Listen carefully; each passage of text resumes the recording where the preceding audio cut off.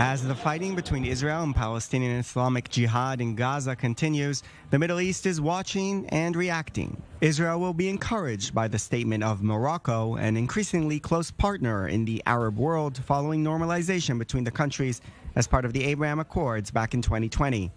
The Kingdom of Morocco is following with great concern the serious deterioration of the situation in the Gaza Strip due to the return of acts of violence and fighting, which have caused human casualties and material damage. A statement of concern that does not specifically signal out Israel. On the other hand, Saudi Arabia, whose recent approval of Israeli flights over its airspace was seen as a step towards future normalization, issued a much harsher response on Saturday.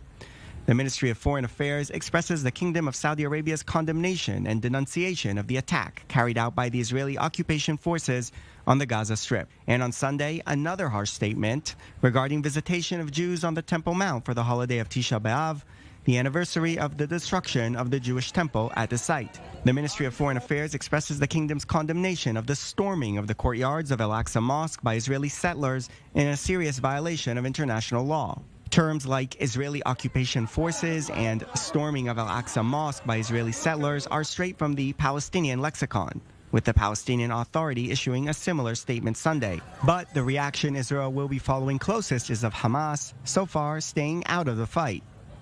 Hamas has tried to portray itself as part of the fighting efforts, sharing images like this, saying the resistance with all its forces and factions is waging a unified campaign to respond to the Zionist aggression on Gaza, showing a Hamas and Islamic Jihad fighter, along with fighters from more minor factions, supposedly unified.